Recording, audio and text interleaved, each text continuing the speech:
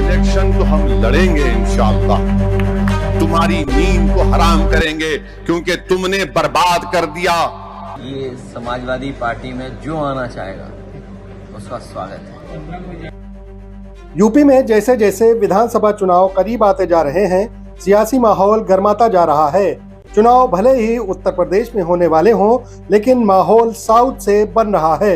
हैदराबाद के सांसद असदुद्दीन ओवैसी का बार बार यूपी में चुनाव लड़ने का ऐलान और प्रदेश में कथित तौर पर ब्राह्मणों के मिजाज में बदलाव के बाद बीएसपी प्रमुख मायावती की सक्रियता ने प्रदेश के सबसे बड़े विपक्षी दल समाजवादी पार्टी के मुखिया अखिलेश यादव ने पार्टी के दरवाजे सबके लिए खोल दिए हैं। ये समाजवादी पार्टी में जो आना चाहेगा उसका स्वागत है। जो आना चाहेगा रास्ते खोल दिए हैं। कोई आएगा, जो भी बड़ा छोटा मीडियम स्मॉल जो भी आएगा सबको ज्वाइन कराएंगे। उधर हैदराबाद के दारुसलाम से शनिवार रात AIMIM के स्थापना दिवस के दौरान असदुद्दीन ओवैसी ने एक बार फिर यूपी में ताल ठोकने का ऐलान किया। ओवैसी ने न सिर्फ यूपी में चुनाव लड़ने का ऐलान किया, बल्कि अपने विरोधियों पर जमकर आरोप भी लगाए और उन मुद्दों को उठाया जो मुद्दे इन दिनों मुस्लिम समाज में तेजी से गूंज रहे हैं। इलेक्शन तो हम लड़ेंगे इंशाअल्लाह, चाहे कुछ भी हो जाओ।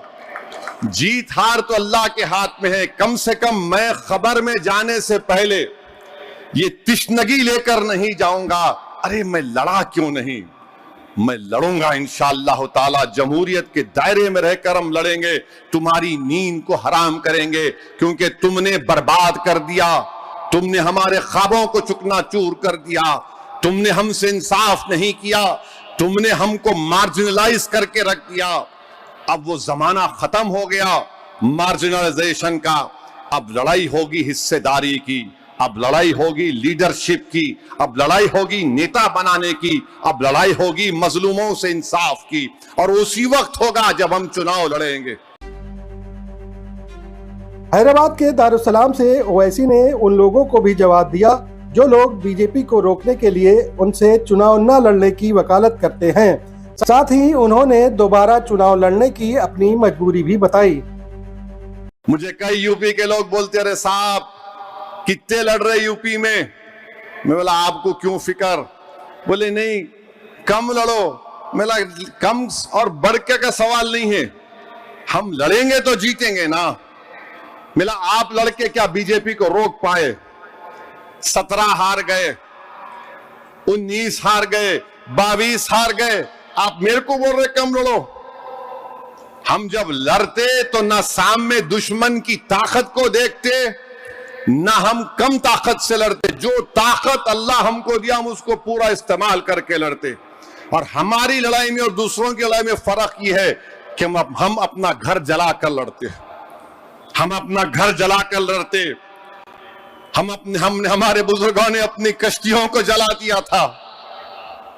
अल्लाह की जात पर तवक्कल किया, अल्लाह ने कामयाबी से हमकिनार कर दिया। ये लड़ाई मान सम्मान की लड़ाई है, ये लड़ाई हिस्सेदारी की लड़ाई है। अब रुकना नहीं है, हमको आगे बढ़ना है। ओवैसी ने न सिर्फ अपने मंसूबे बताए, बल्कि यूपी और बिहार में उनके हैदराबाद से चुनाव लड़ने जाने पर सवाल खड़े करने वालों पर सदे अंदाज में तंज भी किए। महाराष्ट्र से जो लोग, बिहार से लोग आए, मैं आपसे अपील करूंगा कि जरूर नुमाइश को जाइए, बिरयानी खाइए। मजे की है बिरयानी, नुमाइश में अच्छी बिरयानी है। आप समझे ना, हैदराबाद में बहुत से चीजें हैं प्यारे देखने के लिए, तुमको खाली 3 नजर आए। यूपी में विधानसभा चुनावों को लेकर माहौल लगातार गर्माता जा रहा है।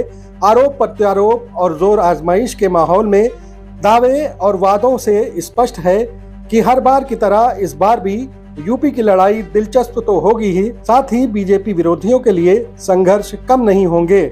ऐसे में देखना दिलचस्प होगा कि अखिलेश का पीडीए एनडीए को कैसे शिकस्त देता है। Bureau report, Barabanki mirror.